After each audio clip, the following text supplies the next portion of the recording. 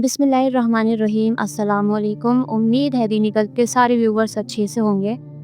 आज मैं आपसे एक ऐसी बात करने वाली हूँ जो शायद आपकी ज़िंदगी का सबसे बड़ा सवाल है, क्योंकि आप मेहनत करते हो, दुआ भी करते हो, लेकिन फिर भी रिस्क में बरकत नहीं होती, दुआ कबूल नहीं होती। क्यों आपकी जॉब रुक जाती है, बिजनेस में प्रोग्रेस नहीं होती, घर में सुकून नहीं मिलता, लड़ाई झगड़े हैं, और सबसे बड़ी बात, आप तहज्जुद भी पढ़ते हो, रात के वक्त उठकर दुआ भी करते हो, तो फिर भी चीज़ें क्यों नहीं बदलती? इस वीडियो में हम ये राज समझेंगे और मैं आपको वो असल वजह बताऊंगी जो आपकी दुआओं के रास्ते को रोक देती है, और साथ ही एक ऐसा अमल जो आपको अल्लाह के करीब करेगा और आपकी ज़िंदगी में नई रोशनी लाएगा। कभी आपने महसूस किया है कि आपने दिन भर कोशिश करी? क्योंकि देखें, अगर आपने महसूस किया होगा, आपको लगता होगा कि मैंने दिन भर कोशिश की, दुआ भी की, लेकिन चीज़ें फिर भी आपके फेवर में नहीं हो रही, जैसे कोई रुकावट आ जाती है, जॉब हो या बिजनेस या घर की सुकून वाली ज़िंदगी, और दिल में बार बार एक ही सवाल उठता है, मेरे साथ ही ऐसा क्यों हो रहा है? और सबसे बड़ी बात, ये सवाल आप किसी को बता भी नहीं सकते, अंदर ही अंदर जलते रहते हो, रात को सोने की कोशिश करो, नींद नहीं आती और बस थक कर चुप हो जाते हो। लेकिन एक बात सुनो, अल्लाह ने आपको रुकावट में डाला है, इग्नोर नहीं किया। उसने आपकी दुआ रोकी है, रिजेक्ट नहीं करी। और इसका मतलब होता है अल्लाह आपको किसी और बड़ी चीज़ के लिए रेडी कर रहा है। सोचें, आपका रब आपको तोड़ रहा है सिर्फ इसलिए ताकि आप उसके सामने रात के अंधेरों में उठकर रो लो। जी हाँ, ये चीज़ होती है। और देखें, जब इंसान रात में उठता है, अल्लाह के आगे रोता है, तब उसके दिल की सबसे ज़्यादा असली आवाज़ निकलती है। और वही वक्त होता है जब आपके आंसू आपकी तकदीर लिख देते हैं। दिन के वक्त आपका चेहरा मुस्कुराता है, लेकिन रात के वक्त आपकी रूह चिल्लाती है और अल्लाह आपकी रूह की चीख सुनता है। बस उस वक्त आपको एक अमल करना है, और वो अमल है अस्तगफिरुल्लाह। देखें, हम सबके गुनाह होते हैं, कभी नज़रों से, कभी ज़ुबान से, कभी दिल के ख़यालात से, और ये गुनाह हमारी दुआओं के रास्ते बंद कर देते हैं। लेकिन जब आप रात को तहज्जुद के वक्त उठकर अल्लाह से कहें अस्तगफिरुल्लाह, तो आपकी रूह हल्की होने लगती है, और वही हल्का दिल आपकी दुआ ऊपर ले जाता है।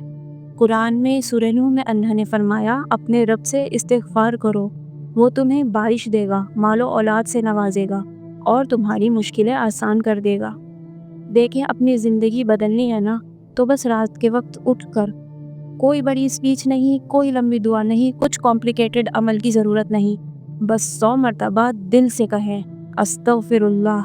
फिर अपने दिल का बोझ रख दें अल्लाह के सामने, और फिर देखना धीरे धीरे कैसे आपको महसूस होगा कि चीज़ें खुलने लगी हैं, जॉब के चांसेस बढ़ते जा रहे हैं, बिजनेस में रुकावट दूर हो रही है, घर में बरकत आ रही है।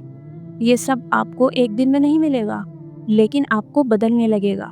आपका सोचना, आपका दिल, आपकी एनर्जी सब एक नई रोशनी लेने लगती है। एक बात याद रखें, अल्लाह आपसे नफरत नहीं करता, वो आपको इग्नोर नहीं कर रहा, वो सिर्फ आपको तोड़कर इस लायक बना रहा है कि आप रात में उठो, उससे तौबा करो, उससे जुड़ जाओ और रो रो कर कहो अस्तगफिरुल्लाह, और उस पल आपकी तकदीर लिखी जा रही होती है। तो आज से ही शुरू कर दें इस अमल को।